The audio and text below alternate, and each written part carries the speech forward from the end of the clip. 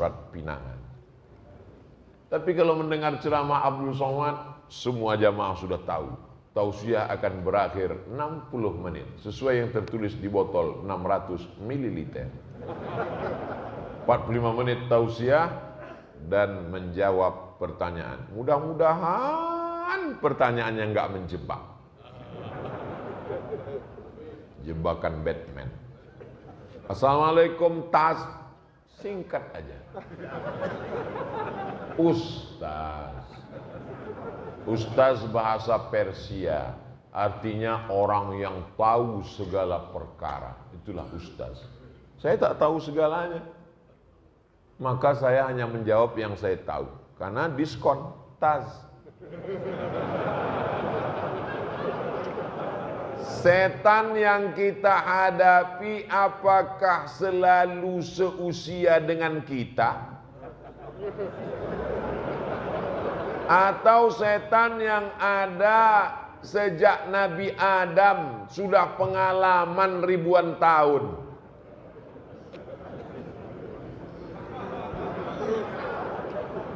Yang ada sejak zaman Nabi Adam sampai sekarang yang nggak mati-mati itu namanya iblis. Tapi iblis itu bukan nama aslinya, namanya Azazil. Karena prestasinya 1000 tahun beramal naik langit 1, 1000 tahun naik langit 2, 1000 tahun naik sampai 7000 tahun, akhirnya dia selevel dengan malaikat-malaikat. Jadi Azazil ini ibarat masuk CPNS dari golongan 2B. Karir, meniti karir sampai ke atas. Pas sampai selevel dengan para malaikat, lalu kemudian kata Allah, wa idh qulna lil malaikati isjudu li Adam. Kami perintahkan kepada seluruh malaikat bersujudlah kepada Adam. Fasajadu. Semuanya sujud illa kecuali iblis. Iblis artinya putus asa dari rahmat Allah SWT. Itu yang dari dulu nggak mati-mati. Adapun yang pengikut-pengikutnya, yang bawah-bawah, yang pion-pionnya itu bisa mati. Itu namanya komunitasnya jin. Jin yang jahat-jahat namanya setan, yang baik-baik namanya jin Islam, induknya, general manajernya, GM-nya iblis. Nah, jadi begitu lebih kurang susunan hierarkinya. Nah, di antara setan-setan ini juga ada setan yang kelas tinggi, ada yang kelas bulu, ada yang kelas bantam junior, ada yang baru masuk, ada yang amatiran, ada yang baru manusia setengah setan. Nah gitu, yang ini bisa mati. Nah, yang ini pertanyaan, seumur-umur saya tausiah, ini pertanyaan yang agak sulit. Kira-kira yang setan dengan kita itu, Pak Ustadz, kata dia, apakah yang tua atau yang sebaya dengan kita? Sampai sekarang kita belum dapat kurikulum vitae-nya. Apakah dia ini? Tapi yang jelas bahwa ketika kita lahir, setiap manusia yang lahir itu nangis. Ternyata ada satu setan yang menusuk pusarnya. Maka anak itu nangis.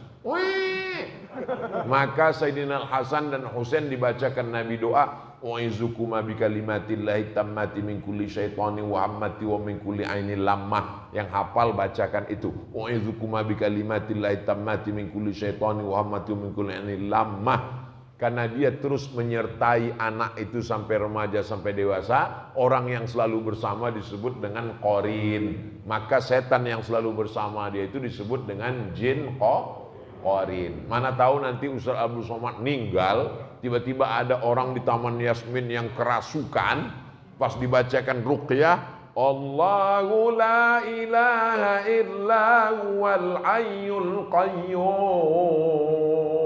Tiba-tiba dia muncul, Assalamualaikum. Loh, mananya? Loh, ini siapa? Saya Ustaz Somad. Itu bukan Ustaz Somad, karena Ustaz Somad sudah meninggal, ruhnya sudah berpindah ke alam barzah. Lalu yang itu adalah jin qarin. Ustaz Somadnya meninggal, jinnya belum meninggal. Tapi apakah jin akan mati? Jawabannya kullu nafsin dha'iqatul. Jadi cerita perjawabannya adalah bahwa kita tidak tahu apakah jin kita itu lebih tua atau lebih muda, karena setan itu banyak sekali, ada yang menyertai kita, itu yang terus pergi bersama kita. Mau ikut dia ke WC nggak jadi, karena kita sudah baca tangkalnya, Allahumma inni a'udzubika minal khubuthi wal khaba'ith. Jadi orang yang nggak baca doa itu, setannya ikut masuk ke dalam dan streaming. Pas kita mau makan, setannya mau ikut, nggak jadi. Kenapa? Karena kita baca Allahumma barik lana fima razaqtana wa qina azabannar. Hadisnya dhaif, hadis sahih bismillah. Dhaif boleh dipakai untuk fadail amal, nggak masalah. Lalu kemudian maaf ketika akan berhubungan dengan istri, maka dia menjauh ketika orang baca Allahumma, lupa pula bacanya. Nah, artinya apa?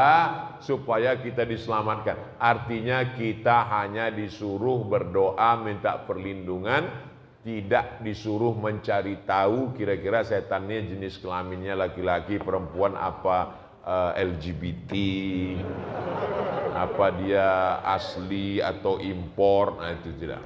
Jadi tapi pertanyaan ini berkualitas. Pak Ustadz, bagaimana caranya menghadapi ketika ortu masih ada, tapi anak pertama tidak pernah mau ke rumah. Tapi setelah ortunya kita udah wafat, anak pertama baru datang ke rumah sama istrinya. Ini nanya apa curhat? Untuk selalu mengeluh permasalahan belum bayar kontrakan. Setelah ortu kita nggak ada, udah wafat, anak pertama baru datang ke rumah untuk selalu mengeluh permasalahan. Nasi sudah jadi, udah tai ayam. Orang tua sudah nggak ada, makanya bahagiakan dia ketika dia ada. Saya ketika almarhumah mak saya masih ada, saya berusaha semampu saya. Setelah dia tidak ada pun saya masih menyesal. Untuk menghilangkan penyesalan saya bangun masjid atas nama dia. Masjid, dapat saya jatah harta warisan emas segala macam. Setelah dibagi dengan adik saya, yang jatah saya bilang aku ingin menghilangkan rasa kesal, belikan ajalah ini untuk semen, batu bata segala macam, supaya menghilangkan. Setelah dia tidak ada kehilangan yang tidak bisa ditebus dengan apapun. Yang bisa merasakan itu, yang bisa saya rasakan ini hanya orang-orang yang orang tuanya sudah meninggal. Yang orang tuanya masih hidup, jadi nanti setelah orang tuanya meninggal barulah dia ngomong, betul kata Ustaz Somad. Dulu waktu kau kasih tahu kau tak percaya. Kalau orang tuamu masih ada, pulang dari sini langsung diamalkan. Ingat, makanan kesukaannya paling dia suka apa? Bubur ayam. Kasih bubur ayam. Jangan permasalahkan diaduk atau tidak diaduk. Orang tuamu paling suka apa? Lontong sayur, lontong pecal. Belikan makanan kesukaannya. Pakaiannya. Saya dulu cari tahu jilbab yang paling dia suka apa. Oh, dia tidak mau jilbab yang ribut pakai kancing-kancing. Dia mau sekali pasang. Pas pergi umroh, saya belikan. Ini satu lusin, warnanya macam-macam, ganti-ganti. Supaya jangan sampai tetangga resek dia. Kenapa jilbabnya nggak ganti-ganti? Oh, dia suka pakai baju panjang. Belikan baju panjang. Senangkan hati orang tuamu. Buat dia seperti raja, maka rezekimu akan seperti rezeki raja-raja. Bukan hadis Nabi, dapat saya di postingan Instagram. Nah, kalau dia sudah tidak ada, maka jangan lagi diungkit-ungkit. Mungkin saudara kita ini khilaf silap di masa lalu, kita maafkan dia, kita doakan supaya dia punya anak, anaknya berbakti kepada dia, dan dia diberikan ampunan oleh Allah Subhanahu wa taala. Tidak tercatat sebagai orang yang durhaka. Jangan mentang-mentang dia dulu salah lalu sekarang datang. Kamu dulu orang tua ada nggak datang, sekarang sudah orang tua nggak ada baru datang, itu pun melapor kontrakan. Emang masalah jadi selesai? Kan hanya memperkeruh masalah saja. Dia datang silakan, kita sambung silaturahim. Mudah-mudahan semuanya menjadi lebih baik insyaallah. Amin. Tapi pertanyaan ini menjadi pelajaran buat kita semua. Kalau mau sayang sama orang tua, sayangilah ketika dia masih hidup. Bagi yang sudah meninggal dunia, masih bisa ditebus dengan infak, zakat, wakaf, sedekah. Ini 25.000 ke pasukan amal soleh untuk beli beras anak tahfiz Quran. Dibelikan ke beras, hadiahkan pahalanya untuk almarhum almarhumah. Pahalanya sampai apa enggak sampai? Emang pernah ke sana? Nabi yang ngomong, ya Rasulullah, ummi matat, ibu saya meninggal. Apa atasaddaqu anha? Kalau saya sedekah, apakah sedekahnya sampai? Kata Nabi sampai. Ayu sadaqatu afdal, sedekah apa yang paling afdal? Kata Nabi sakyul ma, memberi air minum. Air minum aja sampai, apalagi beras 25.000 satu bulan. Mudah-mudahan kita menjadi penyantun santri, yatim, fakir, miskin, du'afa. Amin. Dari Surabaya, ini jamaah yang paling jauh. Pak Ustadz semoga sehat, amin.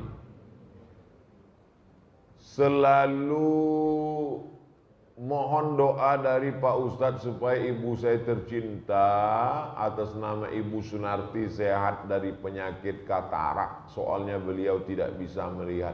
Almarhumah emak saya kena penyakit katarak.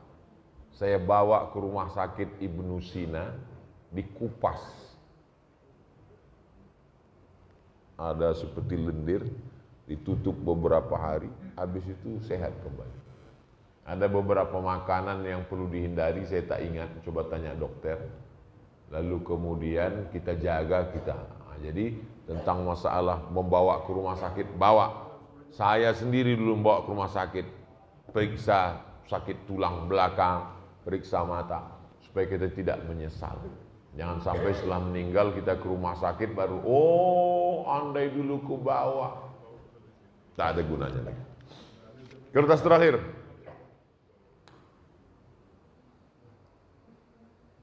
Apakah sama ain dengan hasad? Jika berbeda, bisakah dijelaskan secara singkat bahaya ain? Ain artinya mata. Kenapa disebut mata? Karena penyakit itu berawal datangnya dari mata. Tapi bukan yang dari mata turun ke hati, bukan. Ini yang dari mata jadi penyakit. Karena mata melihat, muncul hasad, lalu datang hasud, datang setan mendampingi, kurang berlindung kepada Allah, datang penyakit ain. Makanya doanya, u'izuka bikalimatillahi tammati min kulli syaitanin wa hammatin wa min kulli ainin lamah. Dari penyakit ain. Itu makanya kalau anak kita dipuji, segera ke Allah supaya setannya lari. Oh, anaknya cantik ya, alhamdulillah. Anaknya hafal Qur'annya, masya Allah. Supaya setan kabur. Karena kalau disebut nama Allah dengan tulus ikhlas, maka ain tidak terwujud. Jangan, anaknya cantik ya, siapa dulu mamanya? Anaknya hafal Qur'annya, bapaknya. Lupa kepada Allah. Nah, itulah maka kita selalu diingatkan supaya jangan putus Allah, Allah, Allah. Afdalu dzikri fa'lam annahu la ilaha illallah. Jadi kalau hasad itu adalah sifatnya. Kalau ain adalah penyakit yang ditimbulkan dari hasad itu. Adapun penggunaan kata mata karena dia berawal dari pandangan. Maka kata Allah, la tamuddanna ainaika ila ma matta'na bihi. Jangan kau ulurkan biji matamu melihat orang yang kami beri nikmat. Ada orang kalau melihat itu kan cuma sekali. Ini dia ulurkan sampai menjulur biji matanya. Nauzubillah. Mudah-mudahan kita diselamatkan Allah dari penyakit hasad. Tadi rencana saya mau menjelaskan 3 penyakit karena judulnya Tazkiyatun Nufus. Pertama hasad, yang kedua buah dari hasad adalah kibr, angkuh sombong, yang ketiga adalah nifak. Itu yang ada dalam pikiran saya tadi. Ini dibagi. Rupanya karena jamaah ini Masya Allah Tabarakallah baru 1 penyakit selesai. Insya Allah akan kita sambung dengan penyakit-penyakit yang lain supaya kita diselamatkan Allah Subhanahu wa taala. Al-haziniya wa kulli niyatin salihah. Al-Fatihah. A'udzubillahi minasyaitonir rajim. Bismillahirrahmanirrahim. Alhamdulillahirabbil alamin. Ar-Rahmanir Rahim. Maliki yaumiddin. Iyyaka na'budu wa iyyaka nasta'in. Ihdinas siratal mustaqim. Siratal ladzina an'amta 'alaihim ghairil maghdubi 'alaihim waladdallin.